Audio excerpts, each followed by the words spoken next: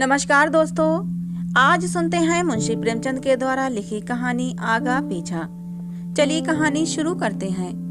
रूप और यौवन के चंचल विलास के बाद कोकिला अब उस कलुषित जीवन के चिन्ह को आंसुओं से धो रही थी।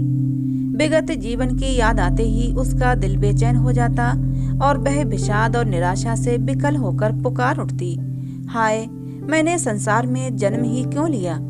उसने दान और व्रत से उन कालिमाओं को धोने का प्रयत्न किया और जीवन के बसंत की सारी विभूति इस निष्फल प्रयास में लुटा दी। पर ये जागृति क्या किसी महात्मा का वरदान या किसी अनुष्ठान का फल था? नहीं, ये उस नवजात शिशु के प्रथम दर्शन का प्रसाद था, जिसके जन्म ने आज 15 साल से उसकी सूनी गोद को प्रदीप्त कर दिया था। शिशु का मुख देखते ही उसके नीले होंठों पर एक क्षीण करुण उदास मुस्कुराहट छलक गई, पर केवल एक क्षण के लिए। एक क्षण के बाद वह मुस्कुराहट एक लंबी सांस में विलीन हो गई। उस अशक्त क्षीण कोमल रुदन ने कोकिला के जीवन का रुख फेर दिया।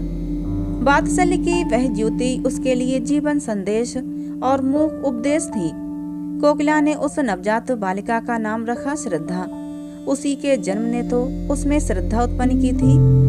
वह श्रद्धा को अपनी लड़की नहीं, किसी देवी का अवतार समझती थी। उसकी सहेलियां उसे बधाई देने आती, पर कोकिला बालिका को उनकी नजरों से छिपाती। उसे यह मंजूर न था कि उनकी पापमयी दृष्टि भी उस पर पड़े। श्रद्धा ही अब उसकी विभूति, उसकी आत्मा, उसका जीवन दीपक थी। वह कभी कभी उसे गोद में लेकर साध से छलकती हुई आंखों से देखती और सोचती, क्या ये पावन ज्योति भी वासना के प्रचंड आघातों का शिकार होगी? मेरे प्रयत्न निष्फल हो जाएंगे। आहा, क्या कोई ऐसी औषधि नहीं जो जन्म के संसारों को मिटा दे? भगवान से वो सदैव प्रार्थना करती कि मेरी श्रद्धा किन्हीं कांटों में न उलझे। वह वचन और कर्म से, विचार और व्यवहार से उसके सम्मुख नारी जीवन का ऊंचा आदर्श रखेगी। श्रद्धा इतनी सरल, इतनी प्रगल्भ, इतनी चतुर थी कि कभी कभी कोकिला वात्सल से गदगद होकर उसके तलवों को अपने मस्तक से रगड़ती और पश्चाताप तथा हर्ष के आंसू बहाती। 16 वर्ष बीत गए। पहले की भोली भाली श्रद्धा अब एक सगर्भ, शांत, लज्जाशील नवयौवना थी, जिसे देखकर आंखें तृप्त हो जाती थीं। विद्या की उपासिका थी, पर सारे संसार से विमुख।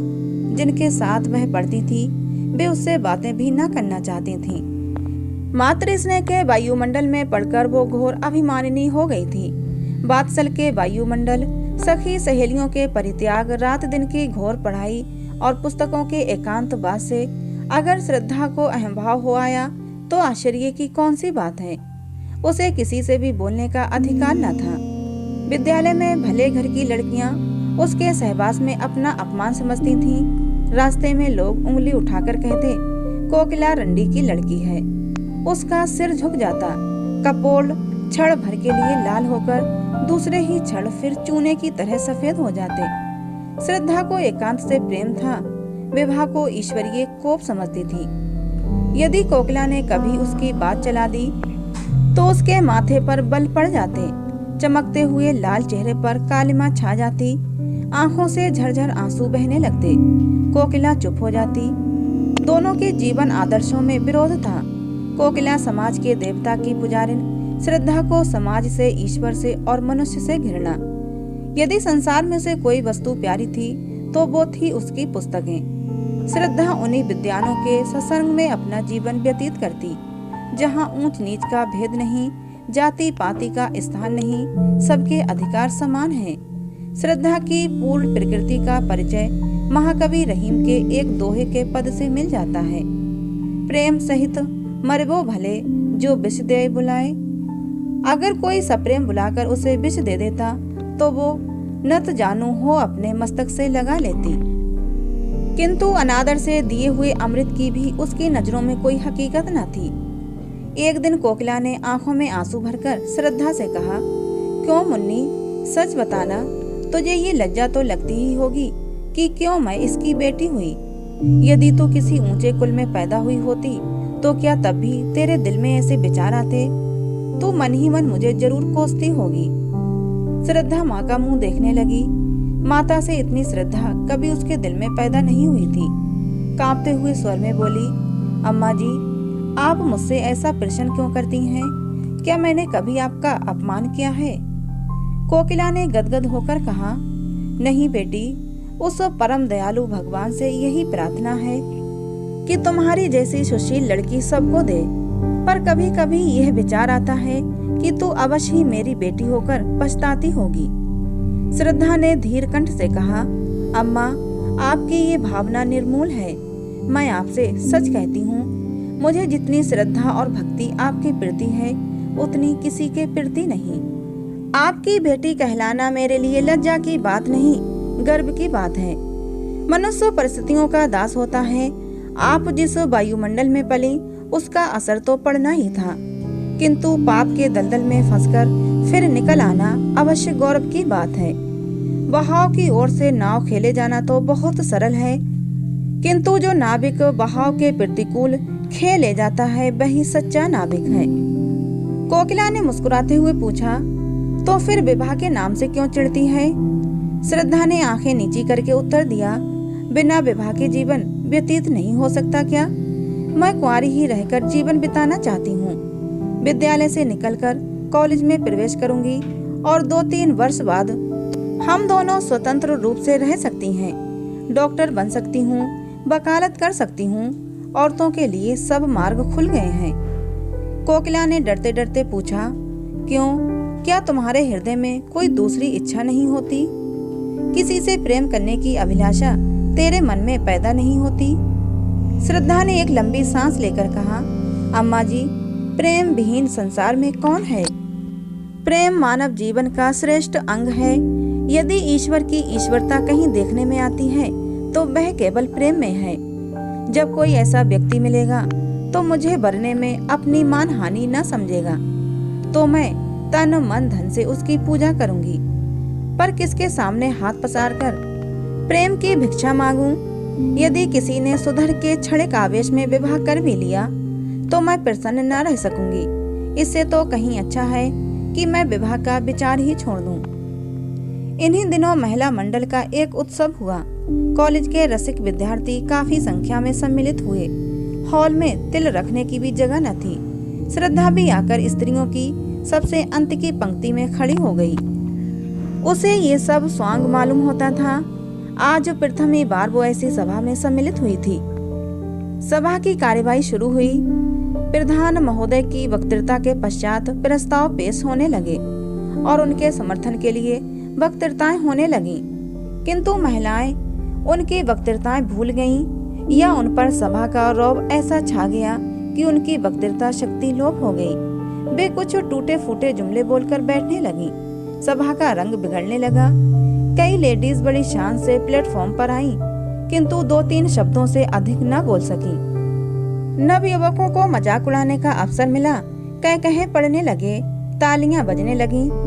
श्रद्धा उनकी ये दुर्जनता देखकर तिलमिला उठी। उसका अंग प्रत्यंग फड़कने लगा। प्लेटफॉर्म पर जाकर वो कुछ इस शान से बोली कि सभा पर आतंक छा गया। कोलाहल शांत हो गया। लोग टकटकी बांधकर उसे देखने लगे। श्रद्धा स्वर्गीय बाला की भांति धारावाहिक रूप में बोल रही थी। उसके प्रत्येक शब्द से नवीनता, सजीवता और दृढ़ता प्रतीत होती थी। उसके नव यौवन की सुरभि भी चारों ओर फैलकर सभा मंडप को अवाक कर रही थी। सभा समाप्त हुई। लोग टीका टिप्पणी करने लगे। एक ने पूछा, यह स्त्री कौन थी भई? दूसरी ने उत्तर दिया, उसी कोकिला रंडी की लड़की। तीसरे व्यक्ति ने कहा, तभी ये आवाज और सफाई है, तभी तो जादू है। जादू है जनाब, मुजस्सिम जादू। क्यों ना हो, माँ भी तो सितम ढाती थी। जब से उसने अब पेशा छोड़ा है, शहर बेजान हो गया। अब मालूम होता है कि ये अपनी माँ की जगह लेगी। इस पर एक खद्दरधारी काला नवयुवक बोला, क्या खूब कदरदानी फरमाई है जनाब ने। वाह वही वाह। फिर उसी व्यक्ति ने उत्तर दिया, आपको बुरा क्यों लगा? क्या कुछ सहृद गांठ तो नहीं है? काले नवयुवक ने कुछ तेज होकर कहा, आपको ऐसी बातें मुंह से निकालते लज्जा भी नहीं आती? दूसरे व्यक्ति ने कहा, लज्जा की कौन बात है जनाब, वेश्या की लड़की अगर। वेश्या हो तो आश्चर्य की क्या बात है।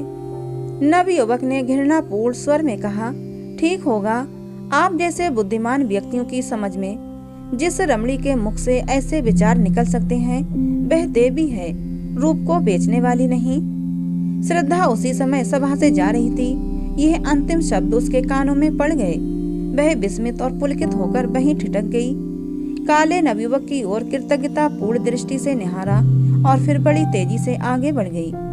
लेकिन रास्ते भर उसके कानों में उन्हीं शब्दों की प्रतिध्वनि गूंजती रही। अब तक श्रद्धा की प्रशंसा करने वाली, उसे उत्साहित करने वाली केवल उसकी माँ कोकिला थी और चारों ओर वही उपेक्षा थी और वही तिरस्कार था। आज एक अपरिचित काले किंतु गौर हृदय वाले खद्दरधारी नवयुवक व्यक्ति के मुख का चित्र बराबर उसकी आंखों के सामने नाच रहा था। मन में प्रश्न उठ रहा था कि वो कौन है, क्या फिर कभी उसके दर्शन होंगे। कॉलेज जाते समय श्रद्धा उस नवयुवक को खोई हुई आंखों से खोजती। घर पर रोज चिक्की आड़ से रास्ते के आते जाते लोगों को देखती, लेकिन वो नवयुवक नजर न आता। कुछ दिनों बाद महिला मंडल की दूसरी सभा का विज्ञापन निकला। अभी सभा होने को 4 दिन बाकी थे। वो चारों दिन श्रद्धा ने अपना भाषण तैयार करने में बिताए। एक एक शब्द की खोज में घंटों सिर मारती, एक एक वाक्य को बार बार पढ़ती, बड़े बड़े नेताओं की स्पीच पढ़ती और उसी तरह लिखने की कोशिश करती। जब सारी स्पीच पूरी हो गई तो श्रद्धा अपने कमरे में जाकर कुर्सियों और मेजों को संबोधित करके जोर जोर से पढ़ने लगी। भाषण कला के सभी लक्षण जमा हो गए थे। उपसंहार तो इतना सुंदर था कि उसे अपने ही मुख से सुनकर वो मुग्ध हो गई। इसमें कितना संगीत था, कितना आकर्षण, कितनी क्रांति। सभा का दिन आ पहुंचा। श्रद्धा मन ही मन भयभीत होती हुई सभा मंडप में घुसी। हॉल भरा हुआ था और पहले दिन से भी अधिक भीड़ थी। श्रद्धा को देखते ही जनता ने तालियां पीटकर उसका स्वागत किया। कोलाहल होने लगा और सभी एक स्वर से चिल्ला उठे, आप अपनी वक्तृता शुरू करें। श्रद्धा ने मंच पर आकर एक उड़ती हुई निगाह से जनता की ओर देखा। वह काला नवयुवक जगह न मिलने के कारण अंतिम पंक्ति में खड़ा हुआ था। श्रद्धा के दिल में गुदगुदी सी होने लगी। उसने कांपते स्वर में अपनी वक्तृता शुरू की। उसकी नजरों में सारा हॉल पुतलियों से भरा हुआ था। अगर कोई जीवित मनुष्य था तो वही सबसे पीछे खड़ा हुआ काला नवयुवक। उसका मुख उसी की ओर था। वह उसी से अपने भाषण की दाद मांग रही थी। हीरा परखने की आशा जौहरी से ही की जाती है। आधा घंटे तक श्रद्धा के मुख से फूलों की वर्षा होती रही। लोगों को बहुत कम ऐसी वक्तृता सुनने को मिलती थी। श्रद्धा जब वो सभा समाप्त होने पर घर चली तो देखा वही काला नवयुवक उसके पीछे तेजी से चला आ रहा है। श्रद्धा को ये मालूम था कि लोगों ने उसका भाषण बहुत पसंद किया है, लेकिन उस नवयुवक की राय सुनने का अवसर उसे नहीं मिला था। उसने अपनी चाल धीमी कर दी। दूसरे ही क्षण वह नवयुवक उसके पास पहुंच गया। दोनों कई कदम चुपचाप चलते रहे। अंत में नवयुवक ने झिझकते हुए कहा, आज तो आपने कमाल कर दिया। श्रद्धा ने प्रफुल्लता के रेत को दबाते हुए कहा, धन्यवाद, यह आपकी कृपा है। नवयुवक ने कहा, मैं किस लायक हूँ? मैं ही नहीं, सारी सभा सिर धुन रही थी। श्रद्धा, क्या आपका शुभ स्थान यही है? नवयुवक, जी हाँ, यहाँ मैं एमए में पढ़ रहा हूँ। यह ऊंच नीच का भूत न जाने कब तक हमारे सिर पर सवार रहेगा। अभाग्य से मैं भी उन लोगों में से हूँ जिन्हें संसार नीच समझता है। मैं जाति का चमार हूँ। मेरे पिता स्कूल के इंस्पेक्टर के यहाँ अर्दली थे। उनकी सिफारिश से स्कूल में भर्ती हो गया। तब से भाग्य से लड़ता भिड़ता चला आ रहा हूँ। पहले तो स्कूल के मास्टर मुझे छूते ही ना थे। वह हालत अब नहीं रही, किंतु लड़के अब भी मुझसे खींचे खींचे रहते हैं। श्रद्धा, मैं तो कुलीनता को जन्म से नहीं धर्म से मानती हूँ। नवयुवक, यह तो आपकी वक्तृता ही सिद्ध करती है और इसी से आपसे बातें करने का साहस भी हुआ, नहीं तो आप कहाँ और कहाँ मैं। श्रद्धा ने अपनी आंखें नीची करके कहा, शायद आपको मेरा हाल मालूम नहीं। नवयुवक, बहुत अच्छी तरह से मालूम है। यदि आप अपनी माताजी के दर्शन करवा दें तो आपका बड़ा आभारी होऊंगा। वह आपसे मिलकर बड़ी प्रसन्न होंगी। आपका शुभ नाम? मुझे भगत राम कहते हैं। यह परिचय धीरे धीरे स्थिर और दृढ़ होता गया। मैत्री प्रगाढ़ होती गई। श्रद्धा की नजरों में भगत राम एक देवता थे और भगत राम के समक्ष श्रद्धा मानवीय रूप में देवी थी। 1 साल बीत गया। भगत राम रोज देवी के दर्शन को जाता। दोनों घंटों बैठे बातें किया करते। श्रद्धा कुछ भाषण करती तो भगत राम सब काम छोड़कर सुनने जाता। उनके मंसूबे एक थे, जीवन के आदर्श एक, रुचि एक और विचार एक। भगत राम अब प्रेम और उसके रहस्यों की मार्मिक विवेचना करता। उसकी बातों में रस और अलंकार का कभी इतना संयोग न हुआ था। भावों को इंगित करने में उसे कमाल हो गया था। लेकिन ठीक उन अवसरों पर जब श्रद्धा के हृदय में गुदगुदी होने लगती, उसके कपोल उल्लास से रंजित हो जाते।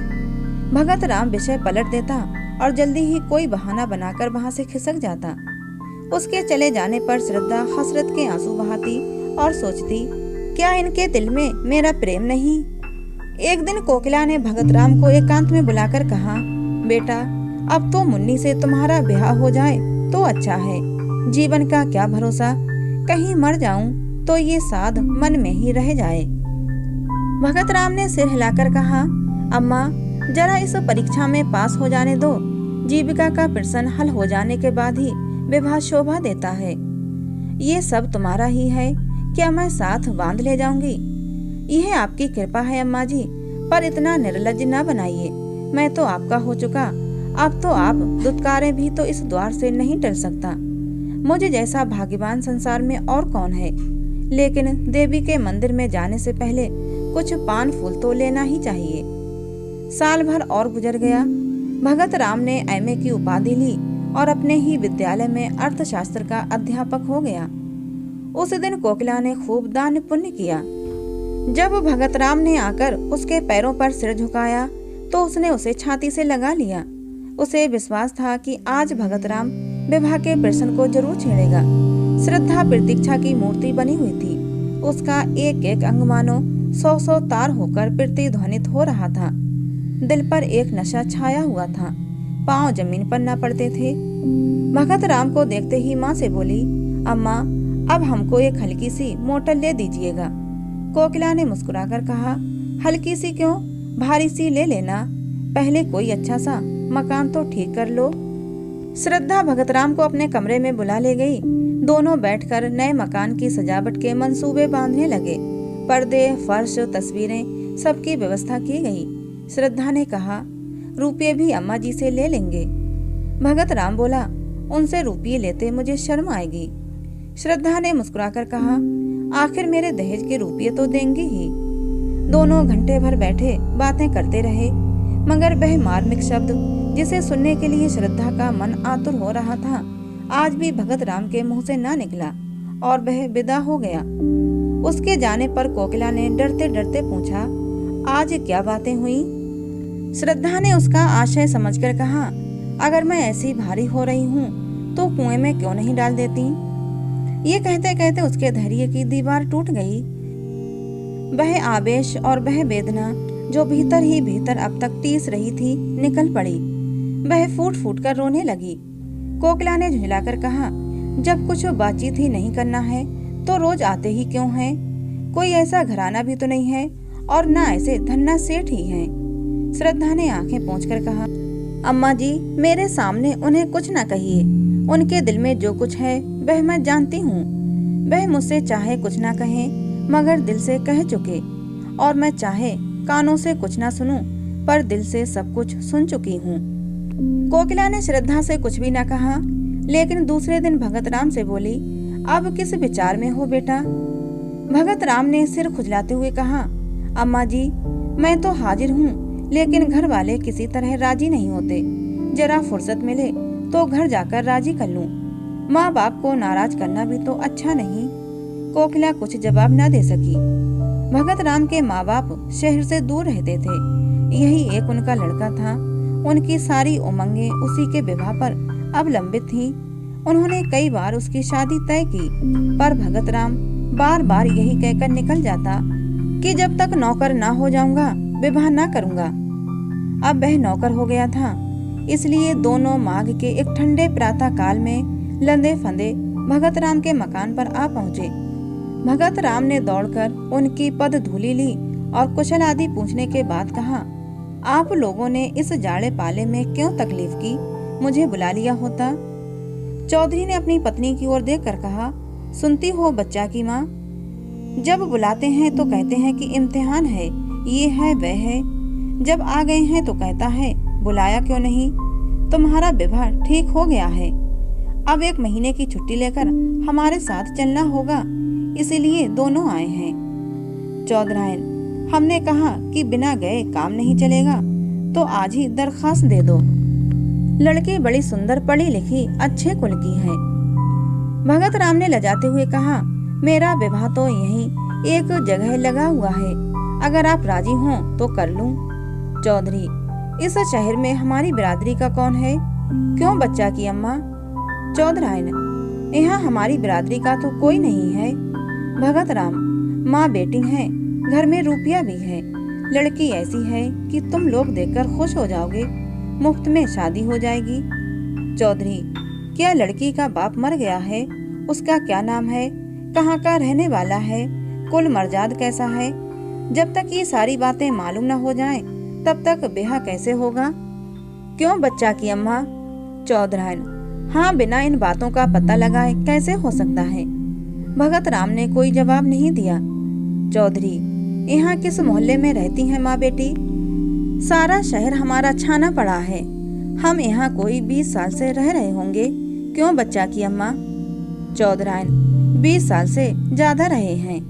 भगत राम, उनका घर नखास पर है। चौधरी, नखास से किस तरफ। भगत राम, नखास की सामने वाली गली में पहला मकान उन्हीं का है।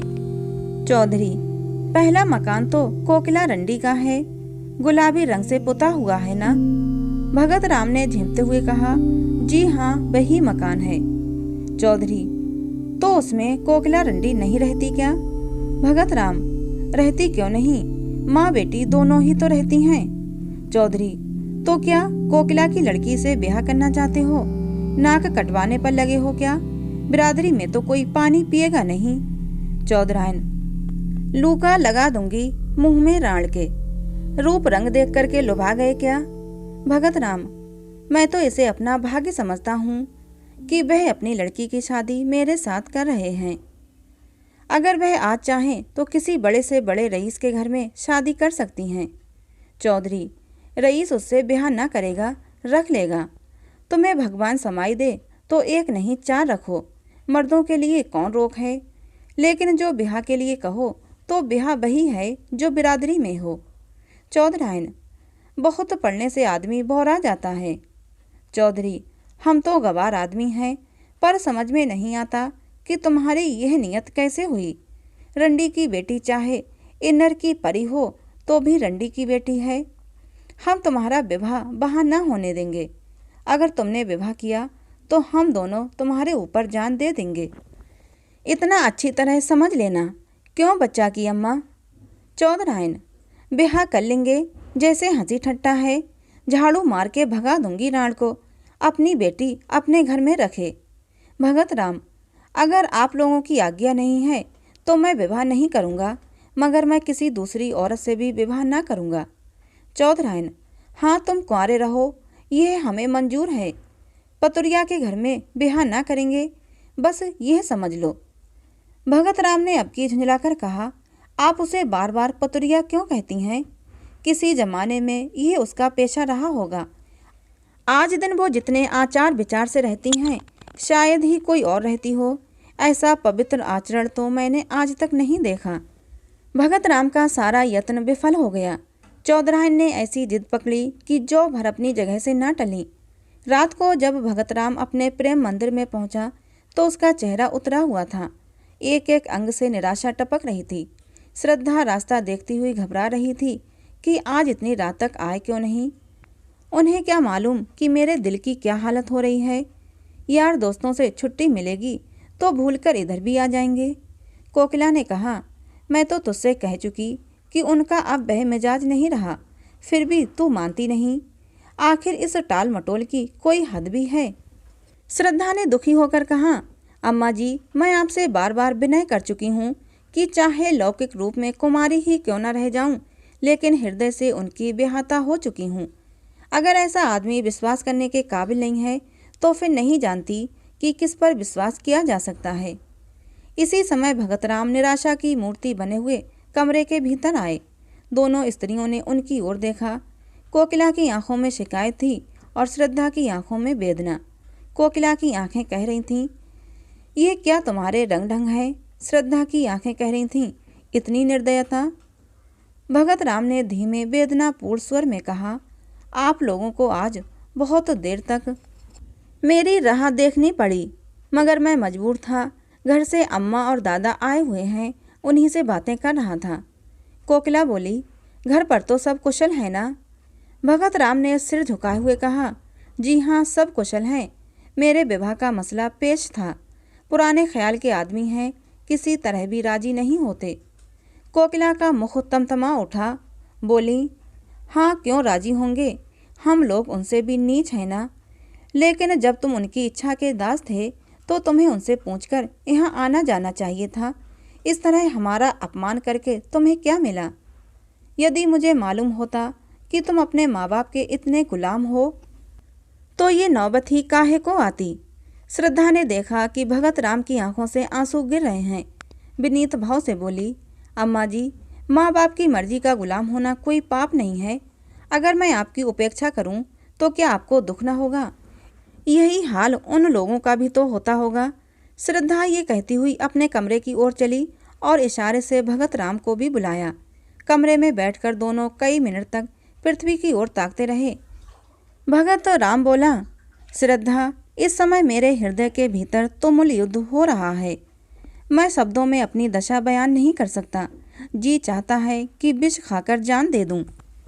तुमसे अलग रहकर जीवित नहीं रह सकता, केवल तड़प सकता हूँ।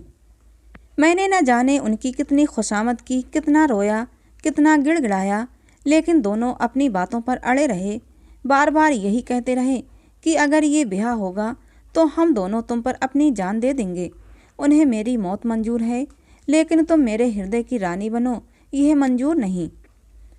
श्रद्धा ने सांत्वना देते हुए कहा, प्यारे, मुझसे उनका गिरड़ा करना उचित है। पढ़े लिखे आदमियों में से ऐसे कितने निकलेंगे, इसमें उनका कोई दोष नहीं। मैं सवेरे उनके दर्शन करने जाऊंगी। शायद मुझे देखकर उनका दिल पिघल जाए। मैं हर तरह से उनकी सेवा करूंगी, उनकी धोतियाँ धोऊंगी, उनके पैर दावा करूंगी। मैं वो सब करूंगी जो उनकी मन चाही बहू करती। इसमें लज्जा की कौन सी बात है? उनके तलबे सहलाऊंगी, भजन गाकर सुनाऊंगी। मुझे बहुत से देहाती गीत आते हैं। अम्मा जी के सिर के सफ़ेद बाल चुनूंगी। मैं दया नहीं चाहती, मैं तो प्रेम की चेरी हूँ। तुम्हारे लिए मैं सब कुछ करूँगी, सब कुछ। भगत राम को ऐसा मालूम हुआ मानो उसकी आंखों की ज्योति बढ़ गई है, अथवा शरीर में कोई दूसरी ज्योतिर्मय आत्मा आ गई है। उसके हृदय का सारा अनुराग, सारा विश्वास, सारी भक्ति आंखों से उमड़कर श्रद्धा के पैरों की ओर जाती हुई मालूम हुई। मानो किसी घर से नन्हे नन्हे लाल कपोल वाले, रेशमी कपड़ों वाले, घुंघराले बालों वाले बच्चे हंसते हुए निकलकर खेलने जा रहे हैं। चौधरी और चौधराइन को शहर से आए हुए 2 सप्ताह बीत गए। वे रोज जाने के लिए कमर कसते, लेकिन फिर रह जाते। श्रद्धा उन्हें जाने न देती। सवेरे जब उनकी आंखें खुलती तो श्रद्धा उनके स्नान के लिए पानी तपाती हुई होती। चौधरी को अपना हुक्का भरा हुआ मिलता। वे लोग ज्यों ही नहाकर उठते, श्रद्धा उनकी धोती छांटने लगती। दोनों उसकी सेवा और अविरत परिश्रम देखकर दंग रह जाते। ऐसी सुंदर, ऐसी मधुर भाषणी, ऐसी हंसमुख और चतुर रमणी चौधरी ने इंस्पेक्टर साहब के घर में भी न देखी थी। चौधरी को वो देवी मालूम होती और चौधराइन को लक्ष्मी। दोनों श्रद्धा की सेवा और टहलो प्रेम पर आश्चर्य करते, किंतु तो भी कलंक और बिरादरी का प्रश्न उनके मुंह पर मोहर लगाए हुए था। 15वें दिन जब श्रद्धा 10 बजे रात को अपने घर चली गई तो चौधरी ने चौधराइन से कहा, लड़की तो साक्षात लक्ष्मी है। चौधराइन, जब मेरी धोती छांटने लगती है तो मैं मारे लाज के कट जाती हूँ। हमारी तरह तो इसकी लौंडी होगी। चौधरी, फिर क्या सलाह देती हो? अपनी बिरादरी में तो ऐसी सुघड़ लड़की मिलने से रही। चौधराइन, राम का नाम लेकर ब्याह करो, बहुत होगा, रोटी पड़ जाएगी। 5 बीसी में तो रोटी होती है, कौन 56 टके लगते हैं। पहले हमें शंका होती थी कि पतुरिया की लड़की ना जाने कैसी हो कैसी ना हो, पर अब सारी शंका मिट गई। चौधरी बोले, जब बातें करती है तो मालूम होता है मुंह से फूल झड़ते हैं। चौधराइन, मैं तो उसकी माँ को बखानती हूँ, जिसकी कोख में ऐसी लक्ष्मी जन्मी। चौधरी, कल चलो, कोकिला से मिलकर सब ठीक ठाक कराएं। चौधराइन, मुझे तो उसके घर जाते शर्म लगती है, वो रानी बनी बैठी होगी, मैं तो उसकी लौंडी मालूम होंगी। चौधरी, तो फिर पाउडर मंगाकर मुंह में पोत लो, गोरी हो जाओगी। इंस्पेक्टर साहब की मेम भी तो रोज पाउडर लगाती थीं, रंग तो सांवला था, पर जब पाउडर लगा लेती तो मुंह चमकने लगता था। चौधराइन, हंसी करोगे तो गाली दूंगी। हाँ, काली चमड़ी पर कोई रंग चढ़ता है, जो पाउडर चढ़ जाएगा तुम तो सचमुच उसके चौकीदार ही लगोगे। चौधरी, तो कल मुंह अंधेरे चल दें, अगर कहीं श्रद्धा आ गई तो फिर गला न छोड़ेगी। बच्चा से कह देंगे कि पंडित से सायत मिति सब ठीक कर लो। फिर हंसकर कहा, उन्हें तो आप ही जल्दी होगी। चौधराइन भी पुराने दिन याद करके मुस्कुराने लगी। चौधरी और चौधराइन का मत पाकर कोकिला विवाह का आयोजन करने लगी। कपड़े बनवाए जाने लगे, बर्तनों की दुकानें छानी जाने लगीं और गहनों के लिए सुनार के पास ऑर्डर जाने लगे। लेकिन ना मालूम क्यों भगत राम के मुख पर प्रसन्नता का चिन्ह तक न था। श्रद्धा के यहाँ नित्य की भांति जाता, किंतु उदास, कुछ भूला हुआ सा बैठा रहता। घंटों तक आत्मविस्मृति की अवस्था में शून्य दृष्टि से आकाश अथवा पृथ्वी की ओर देखा करता। श्रद्धा उसे अपनी कीमती कपड़े और जड़ाऊ गहने दिखलाती, उसके अंग प्रत्यंग से आशाओं की स्फूर्ति छलकी पड़ती थी। इस नशे में वो भगत राम की आंखों में छिपे हुए आंसुओं को न देख पाती। इधर चौधरी भी तैयारियां कर रहे थे, बार बार शहर आते और विवाह के सामान मोल ले जाते। भगत राम के स्वतंत्र विचार वाले मित्र उसके भाग्य पर ईर्ष्या करते थे। अप्सरा जैसी सुंदर स्त्री, कारों के खजाने जैसी दौलत, दोनों साथ ही किसे मयस्सर होते हैं। किंतु वह जो मित्रों की ईर्ष्या, कोकिला की प्रसन्नता, श्रद्धा की मनोकामना और चौधरी चौधराइन के आनंद का कारण था, छिप छिप कर रोता था, अपने जीवन से दुखी था। चिराग तले अंधेरा छाया हुआ था। इस छिपे हुए तूफान की किसी को खबर न थी जो उसके हृदय में हाहाकार मचा रहा था। ज्यों-ज्यों विवाह का दिन समीप आता था, भगत राम की बनावटी उमंग भी ठंडी पड़ती जाती थी। जब 4 दिन रह गए तो उसे हल्का सा ज्वर आ गया। वह श्रद्धा के घर भी ना जा सका। चौधरी और चौधराइन तथा अन्य बिरादरी के लोग भी आ पहुँचे थे, किंतु सब के सब विवाह की धुन में इतने मस्त थे कि किसी का भी ध्यान उसकी ओर न गया। दूसरे दिन भी वह घर से ना निकल सका। श्रद्धा ने समझा कि विवाह की रीतियों से छुट्टी ना मिली होगी। तीसरे दिन चौधराइन भगत राम को बुलाने गईं तो देखा कि वह सहमी हुई विस्फारित आंखों से कमरे के एक कोने की ओर देखता हुआ दोनों हाथ सामने किए पीछे हट रहा है, मानो अपने आप को किसी के बाढ़ से बचा रहा हो। चौधराइन ने घबराकर पूछा, बच्चा कैसा जी है? पीछे इस तरह क्यों चले जा रहे हो? यहाँ तो कोई नहीं है। भगत राम के मुख पर पागलों जैसी अचेतना थी, आंखों में भय छाया हुआ था। भीत स्वर में बोला, नहीं अम्मा जी, देखो वह श्रद्धा चली आ रही है। देखो उसके दोनों हाथों में 2 काली नागिनें हैं। वह मुझे उन नागिनों से डसवाना चाहती है। अरे अम्मा, वह नज़दीक आ गई। श्रद्धा, श्रद्धा, तुम मेरी जान की क्यों बैरिन हो गई? क्या मेरे असीम प्रेम का यही परिणाम है? मैं तो तुम्हारे चरणों पर बलि होने के लिए सदैव तैयार था। इस जीवन का मूल्य ही क्या है? तुम इन नागिनों को दूर फेंक दो, मैं यहाँ तुम्हारे चरणों पर लेटकर यह जान तुम पर न्यौछावर कर दूंगा। हैं, तुम ना मानोगी। यह कहकर वो चित्त गिर पड़ा। चौधराइन ने लपक कर चौधरी को बुलाया। दोनों ने भगत राम को उठाकर चारपाई पर लिटा दिया। चौधरी का ध्यान किसी आसेब की ओर गया। वह तुरंत ही लौंग और राख लेकर आसेब उतारने का आयोजन करने लगे। स्वयं मंत्र तंत्र में निपुण थे। भगत राम का सारा शरीर ठंडा था, किंतु सिर तवे की तरह तप रहा था। रात को भगतराम कई बार चौंक कर उठा। चौधरी ने हर बार मंत्र फूंककर अपने ख्याल से आसिफ को भगाया। चौधराइन ने कहा, कोई डॉक्टर क्यों नहीं बुलाते, शायद दवा से कुछ फायदा हो। कल ब्याह है और आज ये हाल। चौधरी ने निशंक भाव से कहा, डॉक्टर आकर क्या करेगा, वही पीपल वाले बाबा तो हैं। दवा दारू करना उनसे और रार बढ़ाना है। रात जाने दो, सवेरा होते ही एक बकरा और एक बोतल दारू उनकी भेंट की जाएगी। बस और कुछ करने की ज़रूरत नहीं। डॉक्टर बीमारी की दवा करता है कि हवा बयार की। बीमारी उन्हें कोई नहीं है। कुल के बाहर ब्याह करने से ही देवता लोग रूठ गए हैं। सवेरे चौधरी ने एक बकरा मंगवाया। स्त्रियां गाती बजाती हुई देवी के चौतरे की तरफ चलीं।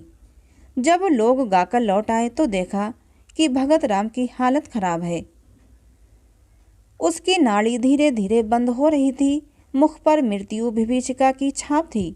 उसके दोनों नेत्रों से आंसू बहकर गालों पर लुढ़क रहे थे, मानो अपूर्ण इच्छा का अंतिम संदेश निर्दय संसार को सुना रहे हों। जीवन का कितना वेदनापूर्ण दृश्य था। अब वो चौधरी घबराए, तुरंत ही कोकिला को खबर दी। एक आदमी डॉक्टर के पास भेजा। डॉक्टर के आने में तो देर थी। वह भगतराम के मित्रों में से थे, किंतु कोकिला और श्रद्धा आदमी के साथ ही आ पहुंची। श्रद्धा भगतराम के सामने आकर खड़ी हो गई। आंखों से आंसू बहने लगे। थोड़ी देर में भगतराम ने आंखें खोलीं और श्रद्धा की ओर देखकर बोले, तुम आ गई श्रद्धा, मैं तुम्हारी ही राह देख रहा था। यह अंतिम प्यार लो, आज ही सब आगा पीछा का अंत हो जाएगा। जो आज से 3 वर्ष पूर्व आरंभ हुआ था, इन 3 वर्षों में मुझे जो आत्मिक यंत्रणा मिली है, हृदय ही जानता है। तुम वफा की देवी हो, लेकिन मुझे रह रहकर ये भ्रम होता था, क्या तुम खून के असर का नाश कर सकती हो? क्या तुम एक ही बार में अपनी परंपरा की नीति छोड़ सकोगी? क्या तुम जन्म के प्राकृतिक नियमों को तोड़ सकोगी? इन भ्रमपूर्ण विचारों के लिए शोक न करना। मैं तुम्हारे योग्य न था किसी प्रकार भी, और कभी भी तुम्हारे जैसा महान हृदय न बन सका। हाँ, इस भ्रम के वश में पड़कर संसार से मैं अपनी इच्छाएं बिना पूर्ण किए ही जा रहा हूँ। तुम्हारे अगाध निष्कपट निर्मल प्रेम की स्मृति सदैव ही मेरे साथ रहेगी, किंतु हाय अफसोस। कहते कहते भगतराम की आंखें फिर बंद हो गईं। श्रद्धा के मुख पर गाढ़ी लालिमा दौड़ गई। उसके आंसू सूख गए। झुकी हुई गर्दन तन गई। माथे पर बल पड़ गए। आंखों में आत्म अभिमान की झलक आ गई। वह क्षणभर वहां खड़ी रही और दूसरे ही क्षण नीचे आकर अपनी गाड़ी में बैठ गई। कोकिला उसके पीछे पीछे दौड़ी हुई आई और बोली, बेटी, ये क्रोध करने का अवसर नहीं है। लोग अपने दिल में क्या कहेंगे? उनकी दशा बराबर बिगड़ती ही जाती है। तुम्हारे रहने से बुड्ढों को ढांढस बंधा रहेगा। श्रद्धा ने कुछ उत्तर न दिया। कोचवान से कहा, घर चलो। कहकर कोकिला भी गाड़ी में बैठ गई। असहाय शीत पड़ रहा था। आकाश में काले बादल छाए हुए थे। शीतल वायु चल रही थी। माघ के अंतिम दिवस थे। वृक्ष पेड़ पौधे भी शीत से अकड़े हुए थे। दिन के 8 बज गए थे। अभी तक लोग रजाई के भीतर मुंह लपेटे हुए थे, लेकिन श्रद्धा का शरीर पसीने से भीगा हुआ था। ऐसा मालूम होता था कि सूर्य की सारी उष्णता उसके शरीर की रगों में घुस गई है। उसके ओठ सूख गए थे, प्यास से नहीं, आंतरिक धधकती हुई अग्नि की लपटों से। उसका एक एक अंग उस अग्नि की भीषण आंच से जल रहा था। उसके मुख से बार बार जलती हुई गर्म सांसें निकल रही थीं, मानो किसी चूल्हे की लपट हो। घर पहुंचते पहुंचते उसका फूल सा मुख मलिन हो गया। ओंठ पीले पड़ गए, जैसे किसी काले सांप ने डस लिया हो। कोकिला बार बार अश्रुपूर्ण नेत्रों से उसकी ओर ताकती थी, पर क्या कहे, क्या कहकर समझाए। घर पहुंचकर श्रद्धा अपने ऊपर के कमरे की ओर चली, किंतु उसमें इतनी शक्ति न थी कि सीढ़ियां चढ़ सके। रस्सी को मजबूती से पकड़ती हुई किसी तरह अपने कमरे में पहुंच गई। हाय, आधा ही घंटे पूर्व यहाँ की एक एक वस्तु पर प्रसन्नता, अहाद आशाओं की छाप लगी हुई थी, पर अब सब की सब सिर धुनती हुई मालूम होती थीं। बड़े बड़े संदूकों में जोड़े सजाए हुए रखे थे। उन्हें देखकर श्रद्धा के हृदय में हुक उठी और फिर वह गिर पड़ी, जैसे विहार करता हुआ और कुलांचें भरता हुआ हिरन तीर लग जाने से गिर पड़ता है। अचानक उसकी दृष्टि उस चित्र पर जा पड़ी जो आज 3 वर्ष से उसके जीवन का आधार हो रही थी। उस चित्र को उसने कितनी बार चूमा था, कितनी बार गले लगाया था, कितनी बार हृदय से चिपका लिया था। वे सारी बातें एक एक करके याद आ रही थीं, लेकिन उनके याद करने का भी अधिकार उसे न था। हृदय के भीतर एक दर्द उठा जो पहले से कहीं अधिक प्राणांतकारी था, जो पहले से अधिक तूफान के समान भयंकर था। हाय, उस मरने वाले के दिल को उसने कितनी यंत्रणा पहुंचाई। भगत राम के अविश्वास का जवाब ये प्रत्युत्तर कितना रोमांचकारी और हृदय विदारक था। हाय, वो कैसे ऐसी निठुर हो गई। उसका प्यार उसकी नज़रों के सामने दम तोड़ रहा था। उसके लिए, उसकी सांत्वना के लिए एक शब्द भी मुंह से न निकला। यही तो खून का असर है, इसके अतिरिक्त और हो ही क्या सकता था। आज पहली बार श्रद्धा को कोकिला की बेटी होने का पछतावा हुआ। वह इतनी स्वार्थरत, इतनी हृदयहीन है, आज ही उसे मालूम हुआ। वह त्याग, वह सेवा, वह उच्चारदर्श जिस पर उसे घमंड था, ढहकर श्रद्धा के सामने गिर पड़ा। वह अपनी ही दृष्टि में अपने को हे समझने लगी।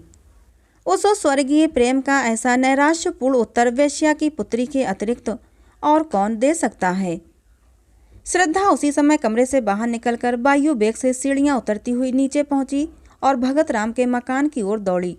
वह आखिरी बार उससे गले मिलना चाहती थी, अंतिम बार उसके दर्शन करना चाहती थी। वह अनंत प्रेम के कठिन बंधनों को निभाएगी और अंतिम सांस तक उसी की बनकर रहेगी। रास्ते में कोई सवारी न मिली। श्रद्धा थकी जा रही थी, सिर से पांव तक पसीने से नहाई हुई थी। ना मालूम कितनी बार वो ठोकर खाकर गिरी और फिर उठकर दौड़ने लगी। उसके घुटनों से रक्त निकल रहा था, साड़ी कई जगह से फट गई थी, मगर उस वक्त अपने तन बदन की सुध तक न थी। उसका एक एक रोआं सहर कंठ हो होकर ईश्वर से प्रार्थना कर रहा था कि उस प्रातः काल के दीपक की लौ थोड़ी देर और बची रहे। उनके मुंह से एक बार श्रद्धा का शब्द सुनने के लिए उसकी अंतरात्मा कितनी व्याकुल हो रही थी। केवल यही शब्द सुनकर फिर उसकी कोई इच्छा अपूर्ण न रह जाएगी। उसकी सारी आशाएं सफल हो जाएंगी, सारी साध पूर्ण हो जाएगी। श्रद्धा को देखते ही चौधराइन ने उसका हाथ पकड़ लिया और रोती हुई बोली, बेटी, तुम कहाँ चली गई थीं? 2 बार तुम्हारा नाम लेकर पुकार चुके हैं। श्रद्धा को ऐसा मालूम हुआ मानो उसका कलेजा फटा जा रहा है। उसकी आंखें पथरा गईं। उसे ऐसा मालूम होने लगा कि वह अगाध अथाह समुद्र के भवन में पड़ गई है। उसने कमरे में जाते ही भगत राम के ठंडे पैरों पर सिर रख दिया और उसे आंखों के गर्म पानी से धोकर गर्म करने का उपाय करने लगी। यही उसकी सारी आशाओं और कुछ अरमानों की समाधि थी। भगत राम ने आंख खोलकर कहा, क्या तुम श्रद्धा हो? मैं जानता था कि तुम आओगी, इसीलिए अभी तक प्राण अवशेष थे। जरा मेरे हृदय पर अपना सिर रख दो। हाँ, मुझे अब विश्वास हो गया कि तुमने मुझे क्षमा कर दिया। जी डूब रहा है। तुमसे कुछ मांगना चाहता हूँ, पर किस मुंह से मांगूं? जब जीते जी ना मांग सका तो अब क्या है। हमारी अंतिम घड़ियाँ किसी अपूर्ण साध को अपने हे के भीतर छिपाए हुए होती हैं। मृत्यु पहले हमारी सारी ईर्ष्या, सारा भेदभाव, सारा द्वेष नष्ट करती है। जिनकी सूरत से हमें घृणा होती है, उनसे फिर वही पुराना सौहार्द, पुरानी मैत्री करने के लिए, उनको गले लगाने के लिए हम उत्सुक हो जाते हैं। जो कुछ कर सकते थे और न कर सके, उसी की एक साध रह जाती है। भगत राम ने उखड़े हुए विषादपूर्ण स्वर में अपने प्रेम की पुनरावृत्ति श्रद्धा के सामने की। उस स्वर्गीय निधि को पाकर वो प्रसन्न हो सकता था, उसका उपयोग कर सकता था, किंतु हाय, आज वो जा रहा है अपूर्ण साधों की स्मृति लिए हुए। हाय रे अभागिन साध। श्रद्धा भगत राम के वक्ष स्थल पर झुकी हुई रो रही थी। भगत राम ने सिर उठाकर उसके मुरझाए हुए, आंसुओं से धोए हुए स्वच्छ कपोलों को चूम लिया। मरती हुई साध की वो अंतिम हंसी थी। भगत राम ने अवरुद्ध कंठ से कहा, यह हमारा तुम्हारा विवाह है श्रद्धा, यह मेरी अंतिम भेंट है। यह कहते हुए उसकी आंखें हमेशा के लिए बंद हो गईं। साध भी मरकर गिर पड़ी। श्रद्धा की आंखें रोते रोते लाल हो रही थीं। उसे ऐसा मालूम हुआ मानो भगत राम उसके सामने प्रेमालिंगन का संकेत करते हुए मुस्कुरा रहे हैं। वह अपनी दशा, काल, स्थान सब भूल गई। जख्मी सिपाही अपनी जीत का समाचार पाकर अपना दर्द अपनी पीड़ा भूल जाता है, क्षण भर के लिए मौत भी है हो जाती है। श्रद्धा का भी यही हाल हुआ। वो भी अपना जीवन प्रेम की निठुर बेदी पर उत्सर्ग करने के लिए तैयार हो गई, जिस पर लैला और मजनू, शीरीं और फरहाद नहीं, हजारों ने अपनी बलि चढ़ा दी। उसने चुंबन का उत्तर देते हुए कहा, प्यारे, मैं तुम्हारी हूँ और सदा तुम्हारी ही रहूँगी। तो दोस्तों, ये कहानी थी मुंशी प्रेमचंद की, जिसका नाम था आगा पीछा। कहानी आपको कैसी लगी कमेंट करके ज़रूर बताना। अच्छी लगी हो तो प्लीज़ इसे एक लाइक और चैनल को सब्सक्राइब जरूर कर लेना, जिससे कि ऐसी ही मनोहर कहानियाँ आप लोगों को मिलती रहें। मिलते हैं अगली किसी नई कहानी के साथ।